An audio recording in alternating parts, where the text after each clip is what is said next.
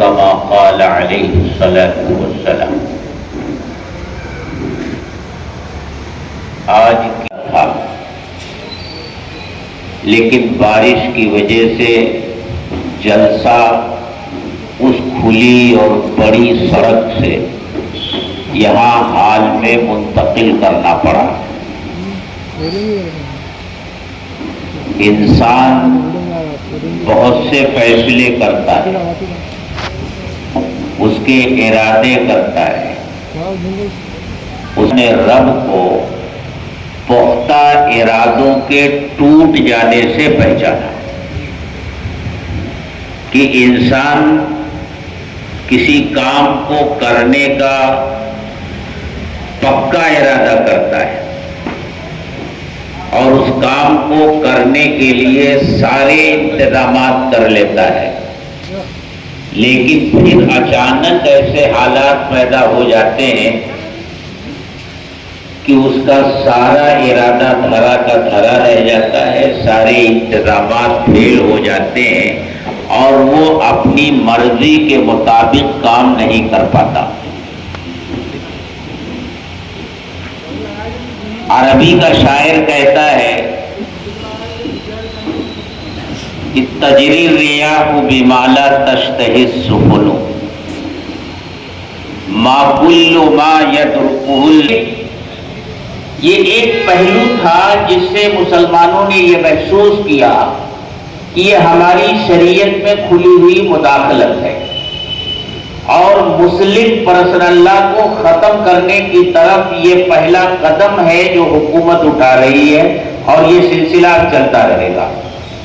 اس کا ایک پہلو یہ تھا جس کا دکھ مسلمانوں کو ہوا، صدمہ پہنچا، تکلیف پہنچی، لیکن اس کا ایک دوسرا پہلو جو ہمارے سامنے آیا اور بہت سے لوگ اس پہلو سے آج بھی ناواقف ہیں، وہ یہ ہے کہ طلاق ثلاثہ کی بحث پورے ملک میں اس طرح چلی کہ مسلمانوں کو تو چھوڑیے، ہمارے غیر مسلم بھائیوں نے بھی طلاق ثلاثہ کا نظام کیا ہے شریعت میں، 3 طلاقوں کے سلسلے میں شریعت نے کیا قانون بنایا ہے، اس کو جاننے کی کوشش، اس کو پڑھنے کی کوشش کی، اس کو معلوم کرنے کی کوشش کی۔ اور اگر میں یہ کہوں کہ ہم مسلمانوں میں بھی اکثریت ایسے لوگوں کی ہے جو نہیں جانتی کہ شریعت نے طلاق ثلاثہ کا جو عادلانہ اور منصفانہ نظام بنایا ہے اس سے واقف نہیں ہے اکثر مسلمان، تو یہ بات غلط نہیں ہوگی۔ آپ اس سے اندازہ لگائیں کہ مجھ سے میرے ایک غیر مسلم بھائی اور غیر مسلم دوست نے جو میرے ساتھ اس کا اٹھنا بیٹھنا ہے، وہ مجھ سے پوچھنے لگا یہ طلاق حسن کیا ہوتا ہے، طلاق احسن کیا ہوتا ہے، طلاق سنی کیا ہوتی ہے، طلاق بدعی کیا ہوتی ہے۔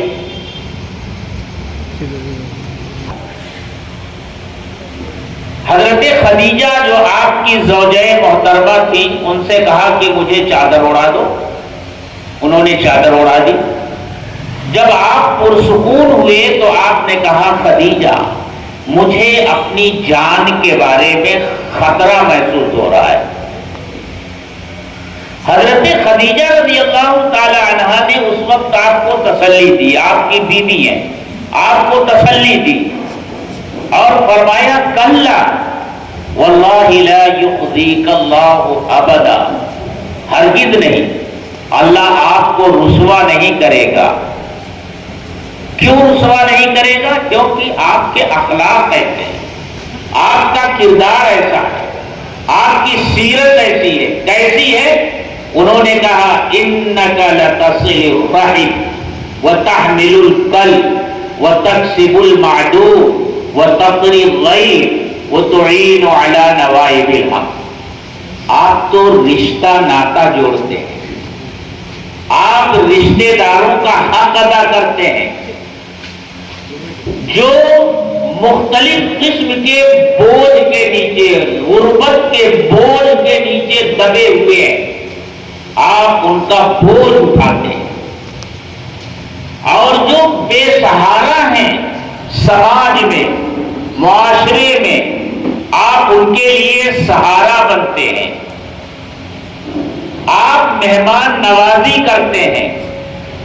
اور فرمایا کوئی مصیبت زدہ ہوتا ہے، حالات کا شکار ہوتا ہے، سیلاب آ گیا یا اسی طرح کوئی طوفان آ گیا، تو ایسے لوگوں کی آپ مدد کرتے ہیں۔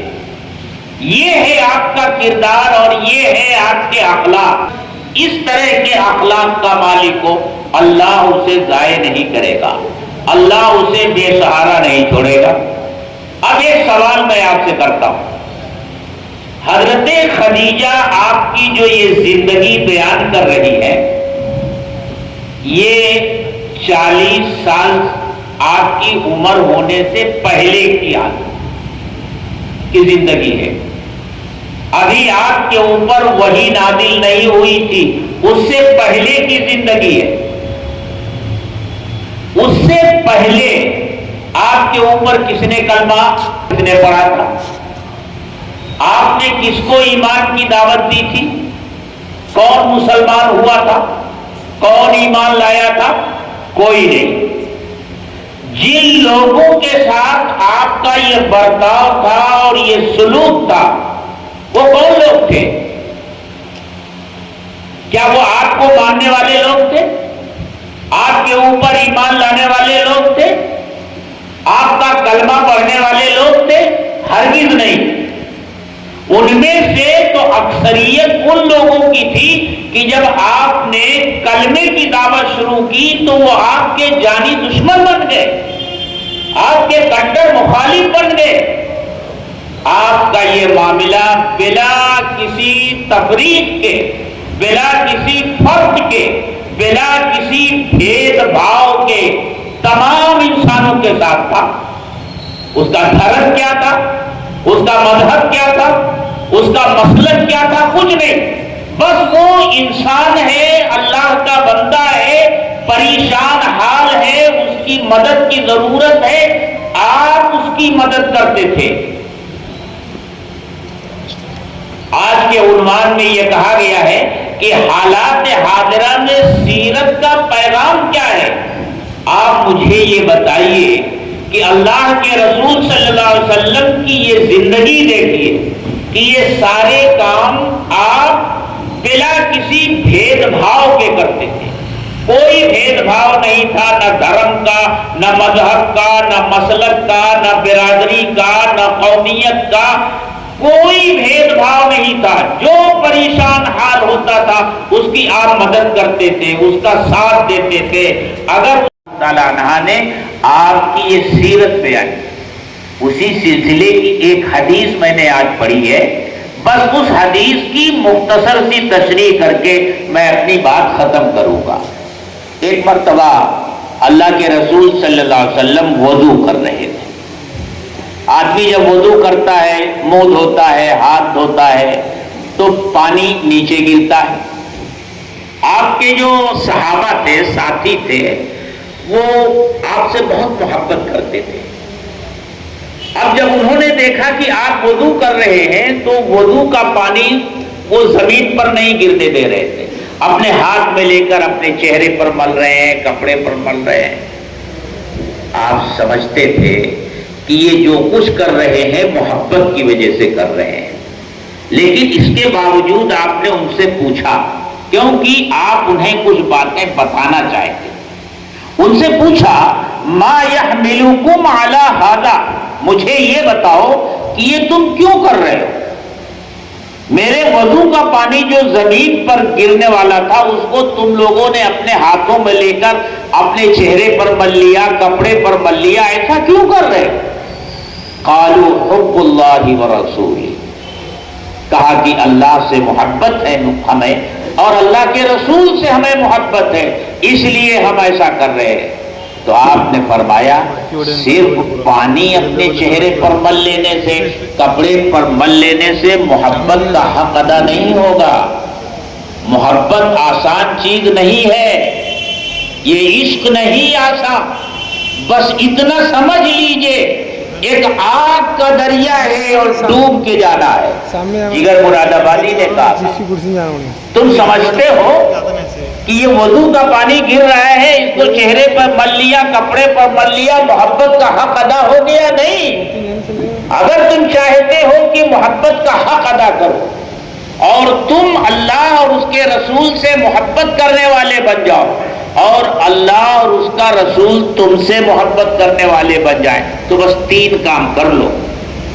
3 کام کر لو گے تو تم محبت کرنے والے ہو جاؤ گے اللہ اور اس کے رسول سے, اور اللہ اور اس کا رسول تم سے محبت کرنے والے ہو جائیں گے. وہ 3 کام کیا ہے؟ آپ نے فرمایا من سرہ ان یحب اللہ ورسولہ او یحبہ اللہ ورسولہ فلیصدق حدیثہ اذا حدث. جب بھی بولو سچ بولو. جب بھی بولو سچ بولو. سچ بولنے سے تمہیں نفع ہوتا ہوا نظر آئے, فائدہ ملتا نظر آئے تب بھی سچ بولو. نقصان ہوتا ہوا نظر آئے تب بھی سچ بولو. ہر حالت میں سچ بولو, جھوٹ کبھی مت بولو. اگر تم تاجر ہو, دکان پر بیٹھے ہوئے ہو, ایک خریدار آ رہا ہے اور وہ تم سے کہہ رہا ہے کہ بھائی مجھے ایسی چیز دو جس میں کوئی عیب نہ ہو, تو اس کو سچ سچ بتاؤ کہ یہ سامان جو تم خرید رہے ہو اس میں یہ عیب ہے, اس میں یہ کمی ہے. جھوٹ مت بولو. تاجر ہو تب بھی سچ بولو, ملازم ہو تب بھی سچ بولو, جان جانے کا خطرہ ہو تب بھی سچ بولو, سخت سے سخت حالات آ جائیں تب بھی سچ بولو, ہمیشہ سچ بولو. آپ نے فرمایا, آپ سے پوچھا گیا ایکون المؤمن بخیلا, اے اللہ کے رسول کیا مومن بخیل ہو سکتا ہے؟ آپ نے فرمایا نعم ہو سکتا ہے. ایکون المؤمن جبانا, کیا مومن بزدل ہو سکتا ہے؟ آپ نے ارشاد فرمایا نعم ہو سکتا ہے.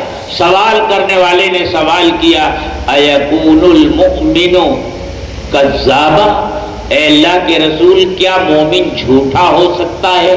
آپ نے ارشاد فرمایا لا, مومن جھوٹا نہیں ہو سکتا. اپنی شبیہ ایسی بناؤ کہ اگر ایک ایمان والا کوئی بات کہے تو دشمن سے بھی بڑا دشمن ہو تو اس پر یقین کرنے پر مجبور ہو جائے کہ تم جھوٹ نہیں بول رہے, تم سچ بول رہے. آپ اس کا کتنا اہتمام فرماتے تھے اور ماں باپ کو کس طرح سمجھاتے تھے.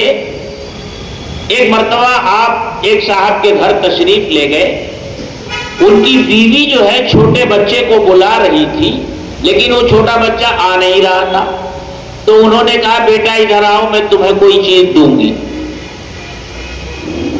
آپ نے سنا تو کہا کیا دینے کا ارادہ ہے؟ انہوں نے کہا کہ اللہ کے رسول یہ بیٹا آئے گا تو کھجور دے دوں گی. تو آپ نے ارشاد فرمایا ہاں, اگر اس طرح تم بلا رہی ہو اور وہ آ گیا اور تم نے نہیں دیا تو یہ بھی جھوٹ ہے. اتنی باریکی کے ساتھ آپ سبق دے رہے ہیں.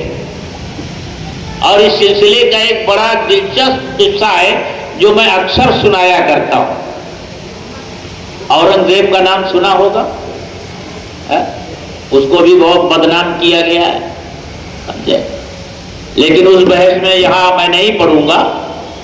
اورنگزیب کے ایک استاد تھے ملا جیون, بڑے عالم تھے, زبردست عالم تھے.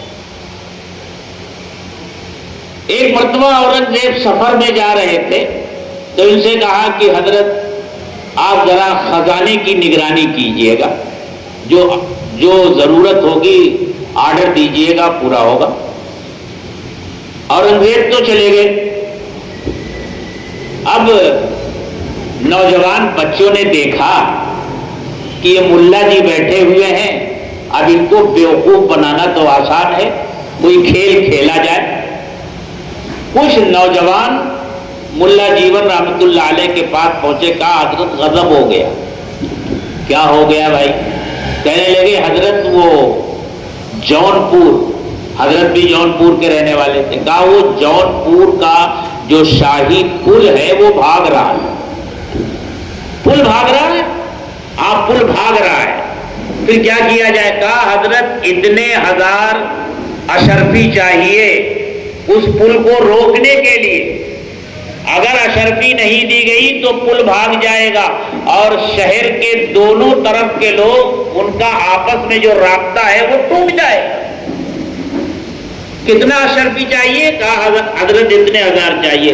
آپ نے آرڈر لکھ دیا کہ اتنے ہزار اشرفیاں ان نوجوان بچوں کو دے دی گئی۔ اورنگزیب جب واپس آئے اور ان کے سامنے یہ معاملہ آیا کہ اتنے ہزار اشرفیاں جونپور کا شاہی پل بھاگ رہا تھا اس کو رکوانے کے لیے دی گئی، تو وہ حاضر ہوا خدمت میں اور کہا حضرت یہ سمجھ میں نہیں آ رہا ہے۔ کہا کیا نہیں سمجھ میں آ رہا ہے؟ صاف صاف تو لکھا ہوا ہے کہ جونپور کا پل بھاگ رہا تھا، اس کو رکوانے کے لیے اتنے ہزار اشرفیاں دی گئی۔ تو کہا حضرت کیا کہیں پل بھاگ سکتا ہے؟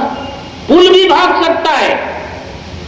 تو حضرت نے فرمایا اورنگزیب میرے پاس مسلمان بچے آئے تھے اور وہ کہہ رہے تھے کہ پل بھاگ رہا ہے۔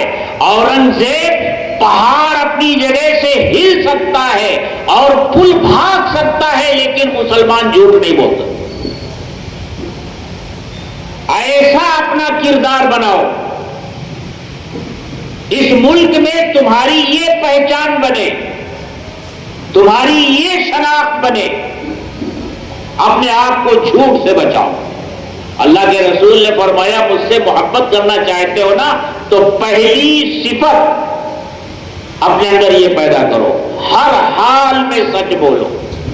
دوسری بات آپ نے کہی امانت رکھوانے والوں کو ان کی امانتیں واپس کرو، امانت میں خیانت مت کرو۔ اور آپ کی یہ تعلیم سچ بولنے کی یا امانت میں خیانت نہ کرنے کی یہ صرف مسلمانوں کے ساتھ نہیں ہے، جس سے بھی آپ کا معاملہ ہو اس کے ساتھ سچ بولو۔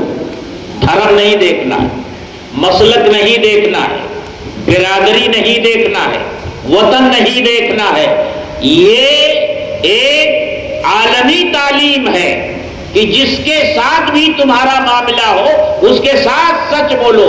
تمہارے سامنے مسلمان ہے تب بھی، ہندو بھائی ہے تب بھی، سکھ بھائی ہے تب بھی، جینی بھائی ہے تب بھی، کسی بھی دھرم کا ماننے والا تمہارے سامنے ہے، کوئی لین دین کرو تو اس میں جھوٹ مت بولو، سچ بولو۔ نقصان ہو رہا ہے ہو جانے دو، تمہارا دیوالیہ نکل رہا ہے نکل جانے دو۔ جو کچھ ہوگا دنیا کا نقصان ہوگا، آخرت کا نقصان نہیں ہوگا۔ اور تمہارے لیے یہ دنیا یہ چند روزہ زندگی ہے، اصل زندگی تو آخرت کی زندگی ہے، اس کو بنانے کے لیے چند روزہ زندگی کا نقصان اٹھا لینا آسان ہے۔ اسی لیے کہا کہ امانتیں لوگوں کی واپس کرو۔ اور آپ کی سیرت سلسلے میں کیا تھی؟ ایک چھوٹا سا واقعہ سناتا ہوں۔ مکہ سے آپ کو نکالا گیا تھا، اور کس طرح نکالا گیا تھا؟ رات کے اندھیرے میں آپ اپنے گھر سے نکلے تھے اور مکہ کے لوگوں نے آپ کے گھر کو گھیر لیا تھا کہ صبح جب آپ نکلیں گے اپنے گھر سے تو آپ کو قتل کر دیا جائے گا۔ لیکن آپ رات کی تاریکی میں وہاں سے نکلے، اور کس طرح نکلے؟ یہ عجیب حال تھا، مکہ والوں کو آپ کے اوپر اتنا بھروسہ تھا کہ آپ کی جان کے دشمن تھے، لیکن امانتیں آپ کے پاس ہی لا کر رکھتے تھے۔ وہ جانتے تھے کہ اگر یہ محفوظ رہیں گی تو وہ محمد صلی اللہ علیہ وسلم کے پاس بھی محفوظ رہے گی۔ اس وقت بھی آپ کے پاس لوگوں کی امانتیں رکھی ہوئی تھی. آپ رات کے اندھیرے میں مکہ سے نکل کر مدینہ جا رہے ہیں اور لوگ آپ کی جان کے دشمن بنے ہوئے ہیں، اور وہی لوگ جن کا مال آپ کے پاس بطور امانت رکھا ہوا ہے، آپ چاہتے تو اس کی گٹھری باندھتے اور جیسے جا رہے ہیں لے کے چلے جاتے، لیکن نہیں. آپ جو تعلیم دیتے تھے پہلے خود اس پر عمل کرتے تھے. آپ نے حضرت علی رضی اللہ تعالی عنہ سے فرمایا، علی آج میرے بستر پر تم سو جاؤ اور صبح فلاں فلاں کی امانت یہ ہے، یہ ان کو واپس کر دینا اور پھر تم مدینے چلے آنا. اس طرح رات کی تاریکی میں آپ نکلے، اور جب آپ نکل گئے صبح ان لوگوں کو نہیں ملے تو آپ کے اوپر انعام کا اعلان کر دیا گیا کہ جو آپ کا سر کاٹ کر لائے گا اس کو 100 اونٹ انعام میں دیے جائیں گے. تو میں اندر جا کر عبادت کرنا چاہتا ہوں. عثمان ابن طلحہ نے کہا میں نہیں جانے دوں گا، آپ ہمارے معبودوں کو، ہمارے دیوتاؤں کو برا بھلا کہتے ہیں اور میں جانے دوں آپ کو نہیں جانے دوں گا. آپ نے کہا عثمان ایک دن وہ آئے گا اس کی چابی میرے ہاتھ میں ہوگی اور میں جسے چاہوں گا. زیادہ دن نہیں ہوئے، صرف 8 سال کے بعد مکہ فتح اور آپ مکہ میں فاتحانہ داخل ہوئے. جب پہنچے اور اندر خانہ کعبہ میں داخل ہونا ہوا تو آپ نے کہا عثمان کو بلاؤ. عثمان کو بلایا گیا، ان سے آپ نے خانہ کعبہ کی چابی لی، اندر تشریف لے گئے، عبادت کی. جب باہر آئے تو اب وہ چابی کس کو دی جائے؟ حضرت علی رضی اللہ تعالی عنہ جو آپ کے داماد ہیں ان کی خواہش سے مجھے مل جائے. حضرت عباس جو آپ کے چچا ہیں ان کی خواہش ہے کہ وہ چابی انہیں مل جائے. لیکن اسی وقت آسمان سے وحی نازل ہو رہی ہے. قرآن کہتا ہے ان اللہ یأمرکم ان تؤدوا الامانات الی اہلها. اللہ تمہیں حکم دیتا ہے کہ جن کی امانتیں ہیں ان کو لوٹا دو. یہ آیت نازل ہوئی تو آپ نے کہا عثمان کہاں ہے، ان کو بلاؤ. عثمان کو بلایا گیا. یہ وہی عثمان ہیں جنہوں نے دروازہ نہیں کھولا تھا، یہ وہی عثمان ہیں جنہوں نے جھڑک دیا تھا، یہ وہی. آپ فرماتے ہیں عثمان یہ چابی لو، مجھے حکم دیا گیا ہے کہ جس کی امانت ہے اسے واپس کر دو، یہ میں تمہیں واپس کر رہا ہوں. اور عثمان میں تمہیں ایک خوشخبری سنا رہا ہوں، اب یہ چابی قیامت تک تمہارے خاندان میں رہے گی، تم سے وہی لے گا جو ظالم ہوگا. عثمان ابھی مسلمان نہیں ہوئے، ایسی حالت میں چابی کو آپ دے رہے ہیں بیت اللہ شریف کی. آپ کا یہ اخلاق دیکھ کر کے عثمان نے کلمہ پڑھا اور وہ مسلمان ہو گئے. تو آپ نے کیا کہا؟ امانتیں واپس کرو، ہر حال میں امانتیں واپس کرو. ارے بھائی ذرا ادھر دو تاکہ بات جو ہو رہی ہونے دو.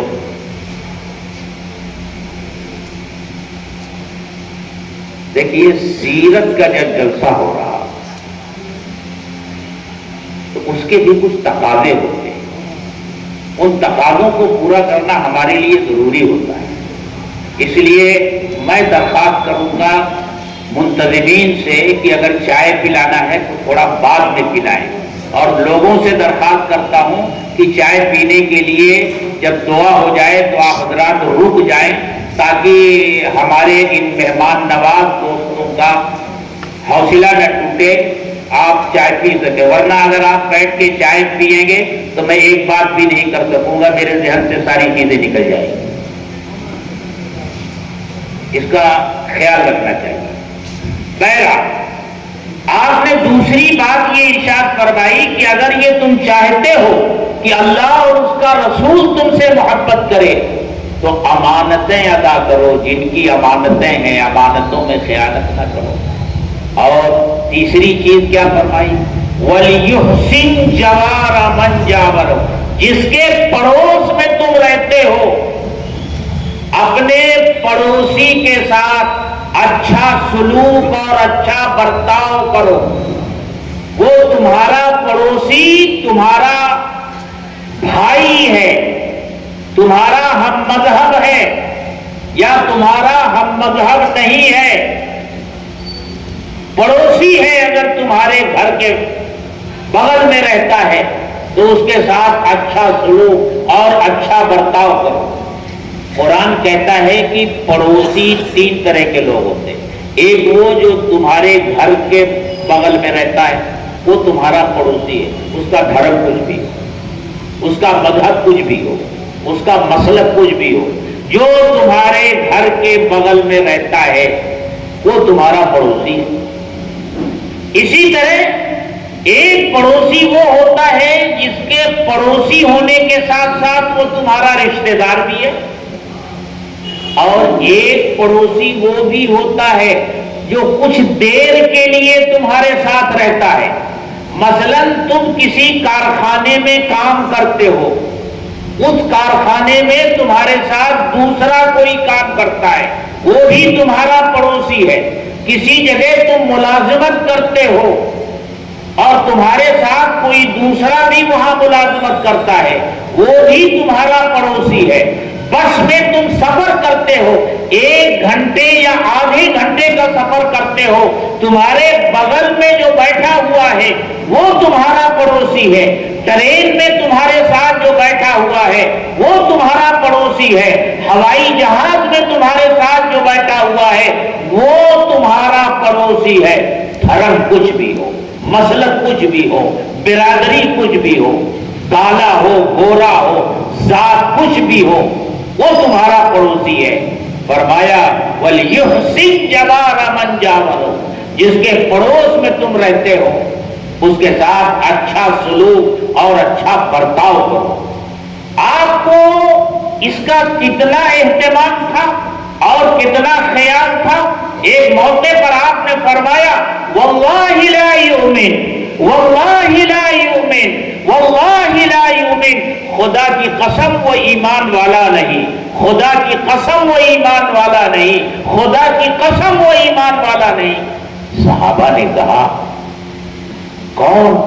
اے اللہ کے رسول کون ہے وہ بدبخت جس کے بارے میں آپ یہ ارشاد فرما رہے ہیں؟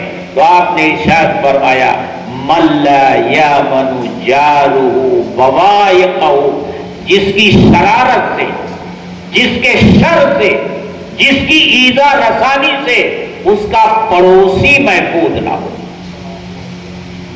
اور میں پہلے بتا چکا ہوں، پڑوس کے لیے ہم مذہب ہونا نہیں، پڑوس میں جو رہتا ہے، آپ اپنے ماننے والوں کو یہ تعلیم دے رہے ہیں کہ تمہارے پڑوسی کو ہمیشہ یہ اطمینان رہنا چاہیے کہ تمہارے ہوتے ہوئے اس کو کوئی تکلیف نہیں پہنچے گی۔ اگر وہ اپنے گھر سے دور ہے، اس کے بچے تمہارے گھر کے بغل میں ہیں، تو اس کو اطمینان ہونا چاہیے کہ میرے مسلمان پڑوسی کے ہوتے ہوئے میرے بچوں کو کوئی تکلیف نہیں پہنچے گی، ان کو کوئی ضرورت پیش آئے گی تو میرا مسلمان پڑوسی ان کے کام آئے گا۔ نہ یہ کہ یہ ڈر اور خوف پیدا ہو، ارے پڑوس میں تو مسلمان رہتا ہے، خدا جانے کیا کرتے میرے بچوں کے ساتھ، میرے گھر والوں کے ساتھ۔ نہیں، اگر ایسا ہے تو تم رسول اللہ کے وفادار نہیں ہو۔ سیرت کو جانا ہی نہیں تم نے۔ اللہ کے رسول صلی اللہ علیہ وسلم پر جتنا بھروسہ ایمان لانے والوں کو تھا، اتنا بھروسہ ان لوگوں کو بھی تھا جو آپ کے دشمن تھے کہ آپ کی طرف سے کوئی تکلیف نہیں پہنچے گی، کوئی ایذا نہیں پہنچے گی۔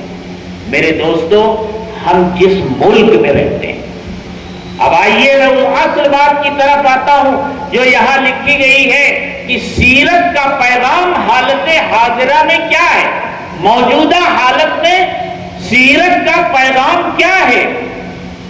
آپ جانتے ہیں ملک کا ماحول کس طرح بنا دیا گیا ہے کہ اگر کسی بس میں مسلمان سفر کرتا ہے تو اس کے بغل میں بیٹھا والا آدمی ہمیشہ مشکوک رہتا ہے، دیکھتا ہے کہیں یہ کچھ کر نہ دے۔ ٹرین میں سفر کرتا ہے وہاں یہ حال، ہوائی جہاز میں سفر کرتا ہے وہاں یہ حال۔ ایک تو ہم اپنا اصلی کردار جو تھا وہ بھول گئے، اور دوسرے اللہ رحم کرے اس میڈیا کے اوپر جس نے ہماری شکل ہمارے بھائیوں کی نظر میں ایسی بگاڑ دی۔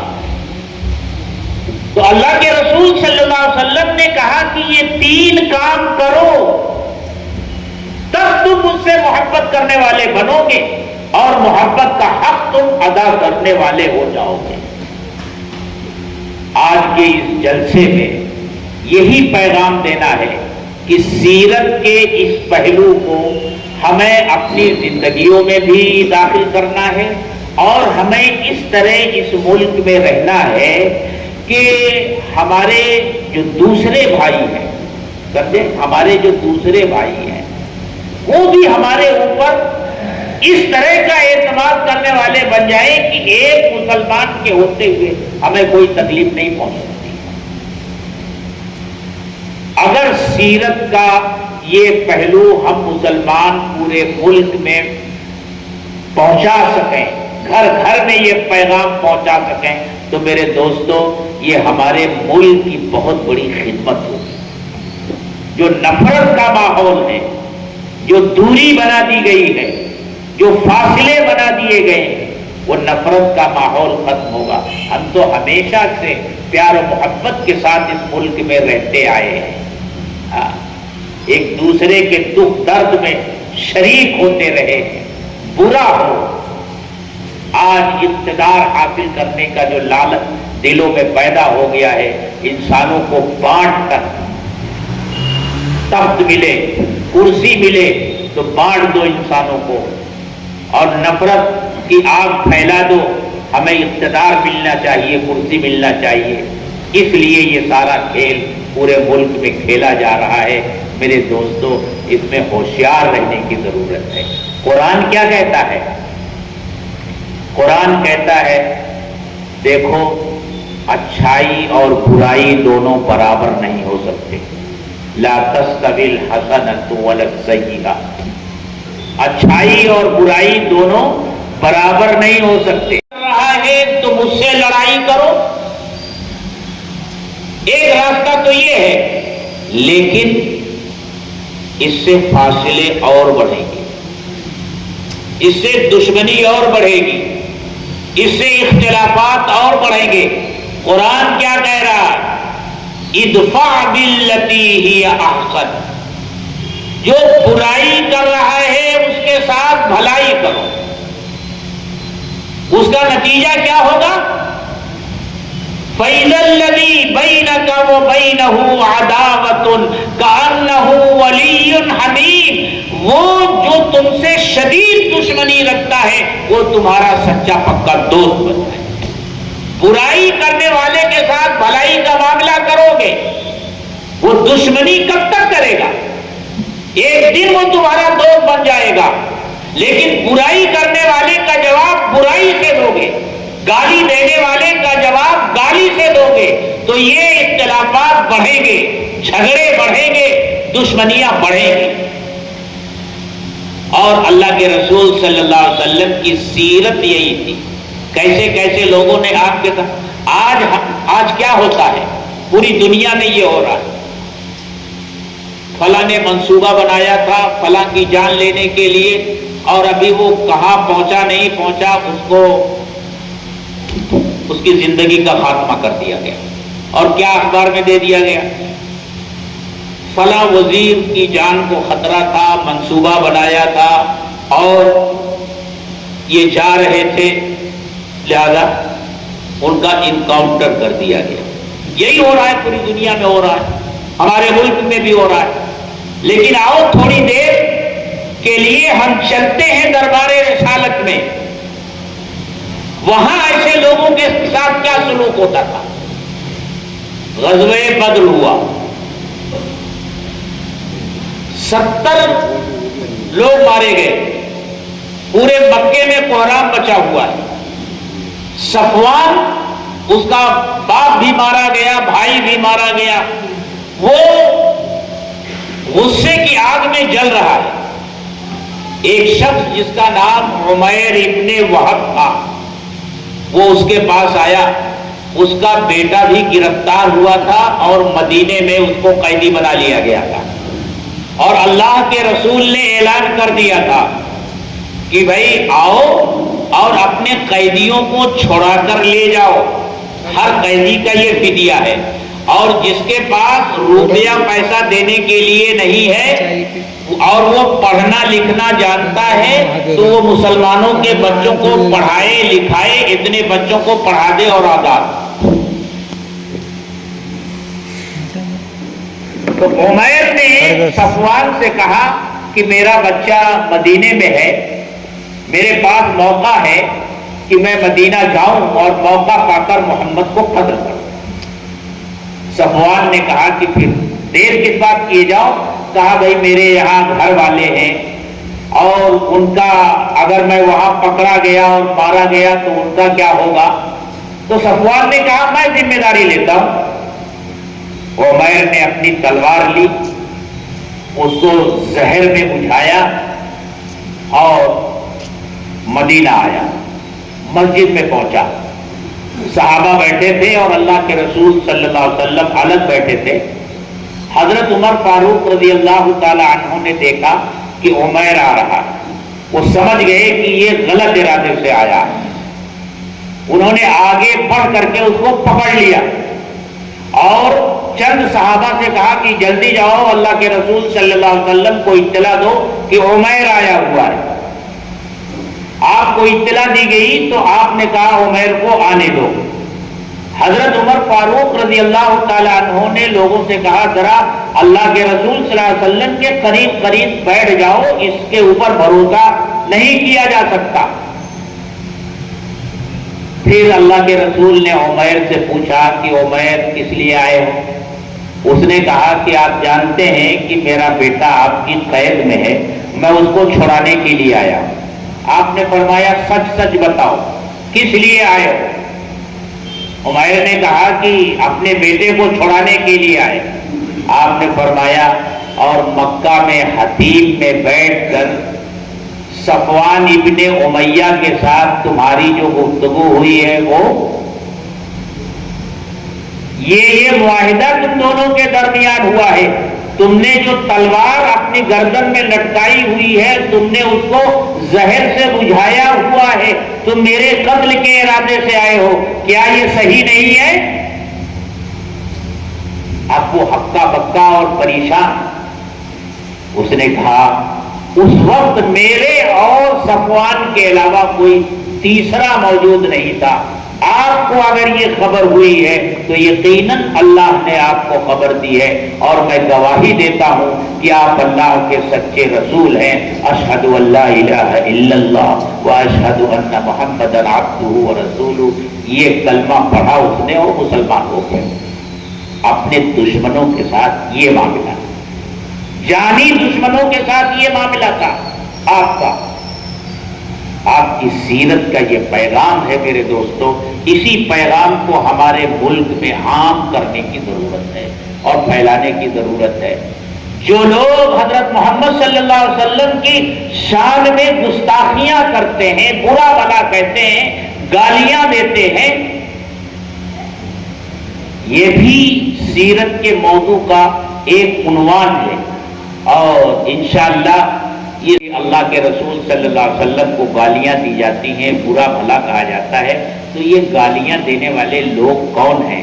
کیا وہ حقیقت نہیں جانتے؟ اس پر میں انشاءاللہ کل پربھنی میں رہوں گا، وہاں اس پر گفتگو کروں گا، لیکن آج میں آپ کو یہ پیغام دے کر جانا چاہتا ہوں کہ حضرت محمد رسول اللہ صلی اللہ علیہ وسلم کی سیرت یہ ہے کہ انسانیت کا جو رشتہ ہے اس کا احترام کرو۔ ہر انسان دوسرے کا بھائی ہے اور اس رشتے کا لحاظ کرو، پاس کرو، ایک دوسرے کے ساتھ ہمدردی کرو، محبت کرو اور تعلق پیدا کرو۔ اگر پڑوس میں ہے تو پڑوسی کا خیال رکھو، لیکن ہمارا تو یہ حال ہو گیا ہے کہ ہم میں سے ہر ایک کو سب سے زیادہ اگر تکلیف پہنچتی ہے تو اپنے پڑوسی سے ہی پہنچتی ہے۔ وہ پڑوسی چاہے ہمارا ہم مذہبی کیوں نہ ہو، چاہے ہمارا رشتہ دار ہی کیوں نہ ہو، گھر سے جھاڑو لگا کر کے اور کوڑا کرکٹ جو گھر سے نکلا وہ اٹھا کر کے اپنے دروازے پہ نہیں پڑوسی کے دروازے کے سامنے ڈال دیا۔ اب وہ سمجھے، اس کا کام سمجھے۔ یہ ہمارا کردار بن گیا ہے، یہ ہماری پہچان بن گئی ہے۔ جانتے ہو آج ہماری پہچان کیا ہے؟ کسی شہر میں داخل ہو جاؤ تو جو گلی سب سے گندی ہو، جو راستہ سب سے گندا ہو، اور جہاں دو مکانوں کے بیچ میں جو گلی ہوتی ہے اس میں دونوں طرف کا کچرا بھرا ہوا، یہ شناخت بن گئی ہے کہ یہ مسلمانوں کا محلہ، جبکہ ہماری پہچان کیا بتائی گئی تھی؟ اللہ کے رسول صلی اللہ علیہ وسلم نے ارشاد فرمایا تھا، الایمان بضع وسبعون شعبہ، ایمان کے 70 سے زیادہ شاخیں ہیں، شعبے ہیں۔ افضلها قول لا الہ الا اللہ وادناها اماطۃ الاذی عن الطریق، راستے سے تکلیف دہ چیز کا ہٹا دینا، یہ بھی ایمان کا حصہ ہے۔ ایک وقت تھا کہ اگر راستے میں کوئی پتھر پڑا ہوا ہے تو لوگ یہ سمجھتے تھے کہ یہاں سے کوئی مسلمان نہیں گزرا ہوتا، اگر مسلمان گزرا ہوتا تو یہ راستے میں پتھر نہیں پڑا رہتا۔ لیکن آج صورتحال کیا بن گئی ہے؟ اگر پتھر، غلاظت اور کچرا راستے میں پڑا ہوا ہے تو یہ پہچان ہے کہ یہاں مسلمان رہتے ہیں یا ایمان والے رہتے ہیں۔ الطہور شطر الایمان، جی یہ صورتحال ہو گئی ہے۔ ہم سے یہ کہا گیا تھا کہ پاکی نصف ایمان ہے، پاکی نصف ایمان ہے، اور آج ہمارا یہ حال ہے۔ یہ اللہ کے رسول صلی اللہ علیہ وسلم کی سیرت ہے جسے گھر گھر پہنچنا چاہیے، اور اس کا پیغام لوگوں کے درمیان بھی جانا چاہیے۔ اللہ تعالیٰ مجھے بھی اور آپ تمام حضرات کو بھی اس پر عمل کی توفیق دے۔ وآخر دعوانا الحمدللہ رب العالمین۔ خوشی بات ہے، حضرت کی دعا ہوگی۔